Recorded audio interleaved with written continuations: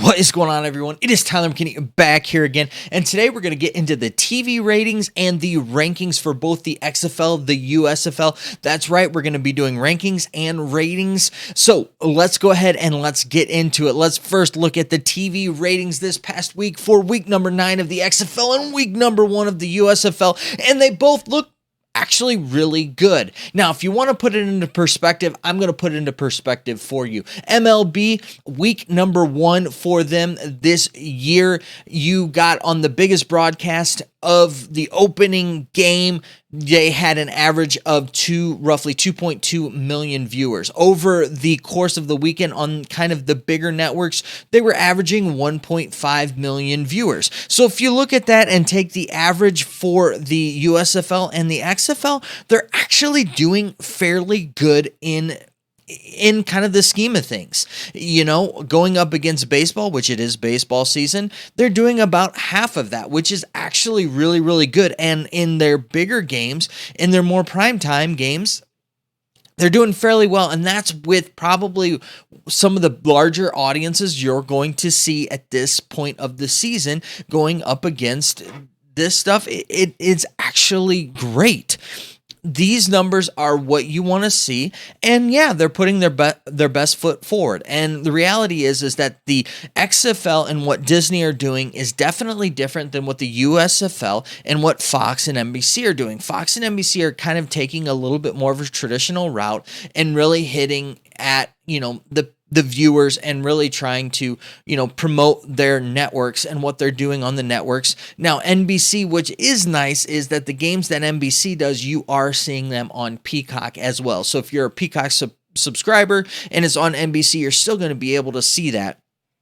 And, looking at the XFL kind of Disney model, I really do believe that the XFL with Disney kind of looks at this as almost like a Disney exclusive product, meaning that, yes, they like the cable TV numbers. Yes, they like the numbers from ABC, but the reality of it is for them that they, this is kind of, the way that I look at it, because they're giving baseball kind of the preference where they need it to, kind of fill the slot. They're kind of filling the main stage slot when they need it. When it's needed for other things, they're allowing other things to do it, to where I really look, for me anyways, it's like the XFL is using the XFL and Disney are using this as kind of like almost like exclusive content on their streaming services and things. And that's really kind of where we're sitting. So, when you look at kind of fan engagement, so to say, it's really hard to gauge. I really feel like that fans are turning out for both and really giving a good representation for both leagues and liking both leagues. Now, I don't know. We'll see how things trail off in that. And are they sniping viewership from each other? Yeah, they probably are. That much, I don't know. If the XFL wasn't going with the Fox numbers and the NBC numbers be higher, probably. And how much higher, I don't know. And, it's kind of funny because we're not getting any numbers from any of the ESPN Plus numbers, but we're not also getting any fans in the stands numbers from the USFL. So it's kind of like give and take on both sides. So, there's some information we're getting from both sides, but there is information that we're being withheld from both of them. And you know what? I'm okay with it. The teams that were home teams in those hub cities, they had fans in the stands, and the fans gave a really good turnout in the USFL. And on the flip side, the XFL did great. DC had virtually a sellout. You had 33,000 fans again there in St. Louis.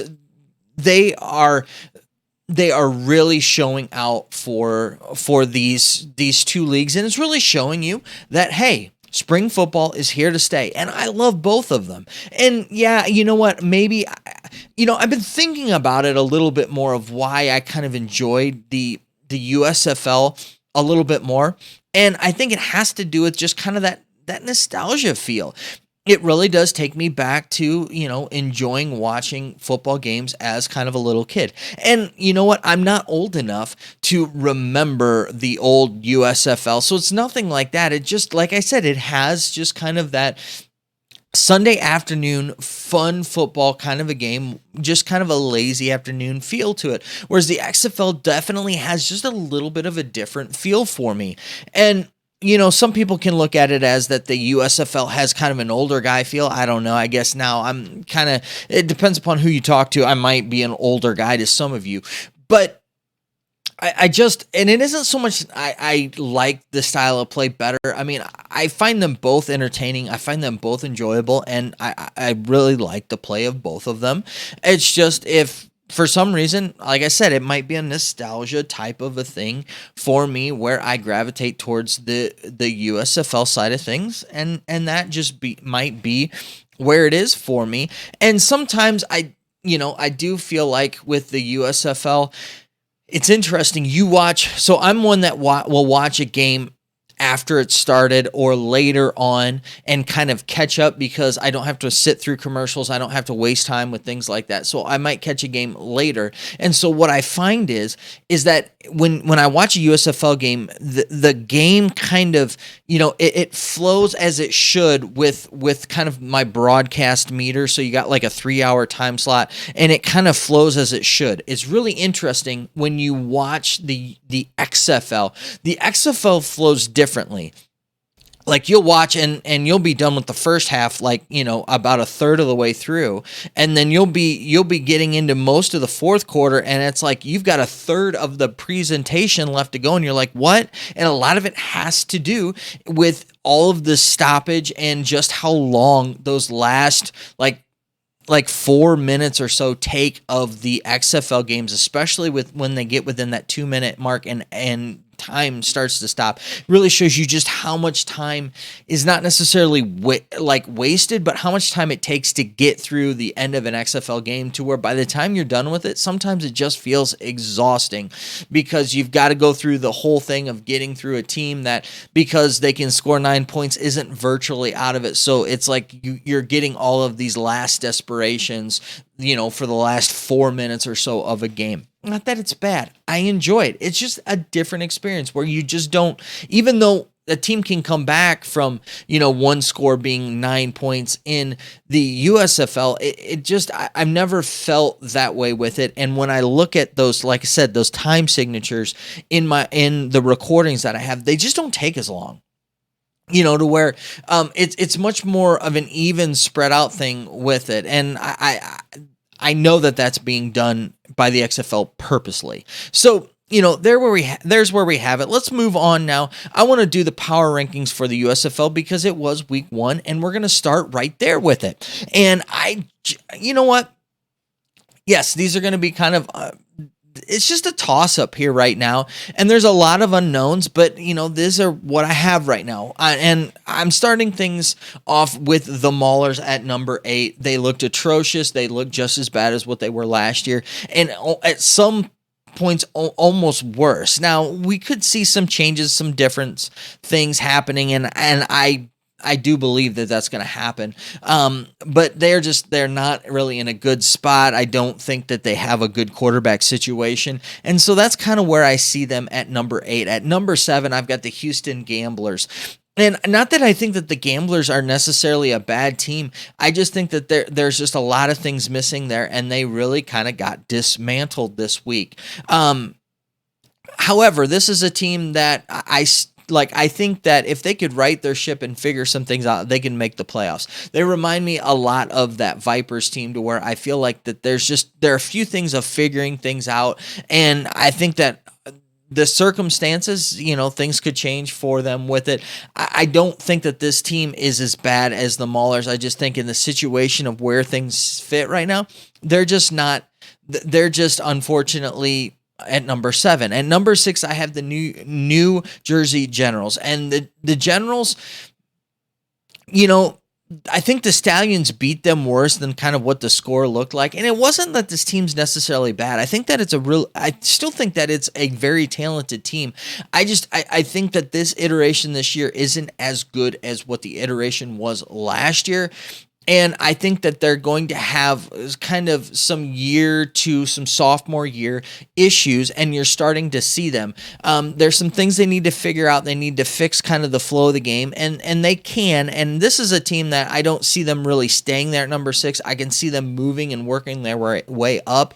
It's just that the outing that they had against probably still, arguably the best team in the league, that's where it's going to sit after week number 1. But they've got a really high ceiling if they can just adjust a few things, especially on offense, and they'll be just fine. Now, moving on to number 5. I have the Showboats. I really liked what the Showboats did and how they finished the game. Yes, they didn't win the game, but arguably for me, I think that they played against probably who I would pick as for one of my favorites to win the league, and they did a good job holding their own with it. I think that as the season progresses, especially with them, it was kind of interesting. They figured some things out, and as White as the quarterback, I think as the game went on, he acclimated himself. Things were just a little too fast for him. He was a little nervous to start things off, and he started off kind of really slow, but really picked it up towards the end to where kind of his stats from the beginning of the game really skewed, how well he played at the end of the game, to where I think that this team can be kind of a fun team to watch. I think that they'll hover probably around 500. I think and 5th place is probably about a good spot for them. I could see them moving up to possibly a number 3. Definitely a team that I look to sneak into the playoffs if at the number 4 thing the Breakers don't kind of hold them down, and the Breakers, it was a tough game to watch, and I've got them at number 4 because they got the win. I don't really have the faith in them that I do the Showboats, just because of just how bad that Mahler's team is, and wondering, the success that they had, and, what Bethel Thompson is going to be able to do. I think that he did a good job. He was another one that had to kind of it was more like getting acclimated back to playing American football, I felt like, for me, than it was really like, the jitters, and he just kind of needed to get in the feel of the game. Once he got going, they opened some things up, but we'll see where they go from here. At number 3, I've got the Panthers. Panthers looked really, really sharp. They were probably had the most complete game of pretty much any team. They really did, handle that Gamblers team. Love looked absolutely fantastic. He definitely, I think, deserved the player of the week award that he got in the USFL. And I hate saying this because I'm a Buckeye, but it was really nice watching this Michigan team play. They were a good team, and it'll be interesting to see how the fans are going to there in Ford Field in Detroit, how they are going to respond to them, and hopefully they come out and show for this team. I've got them at number 3 right now, and a lot of it has to do because it's just one game that we see, but this is a team that if they keep doing what they're doing, I could easily see them in the championship. But they're going to have to contend with number 2, and the Stars are picking up right where they left off with Case, with Cookus. What can I say? I mean, the man just comes out and he just gets right back to what he was doing before. The injury was kind of a concern, but after this week, that's no concern no more. This is a team that's, really firing on all cylinders. They've got a lot of weapons. They know how to use them. Cookus knows how to cook up some stuff to get the ball to them boys, and they did a really good job. The thing with this team, as opposed to like looking at the Panthers or the Stallions, and possibly even like you get into kind of like the Generals and the Showboats, I didn't see that powerful of a defense with this team. Not that they were bad, but and I don't think with as potent as this offense is, they don't really need to play like amazing defense. They just need to be good on defense. But there really wasn't any highlights for me there with that team.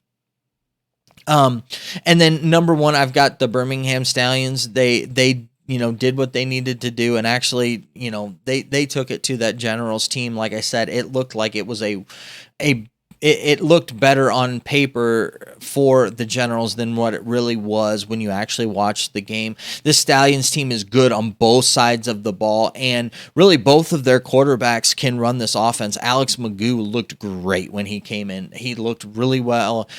He looked good. I thought that, they were firing that defense even without the Shark Dogs, Scooby Wright. They were running around the ball to where when he's back and ready, look out, this defense is solid.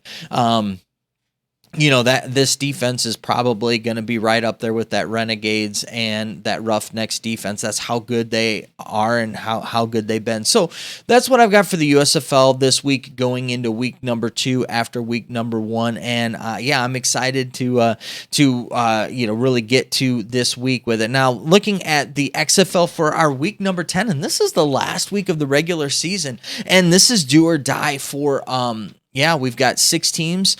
Really, 2 have made it, so we've got 4 who are, jockeying for position to get into the playoffs. At number 8, I have the Guardians, and I just can't figure this team out, and I don't think we will with week number 8. But hey, with the worst record in the league, and they seem to figure out ways to just continue to hurt themselves, you got number 8. At number 7, the Vipers, and this is a team that they don't necessarily, they just find opportunities and ways to lose games, but hey, they've got it seems to be they've got some pieces and some things to build off of for next year. So it's kind of one of those teams to where I think that they can finish off the season, get some good bright spots possibly to finish off the season, and they've got some, nice personnel coming back for next year, and that's why I have them at number 7. At number 6, I have the Renegades, and they just seem to be reeling. They can't find an offense, and this is really going to hurt them down the stretch. And right now, going into the final game of the season, kind of the Brahmas have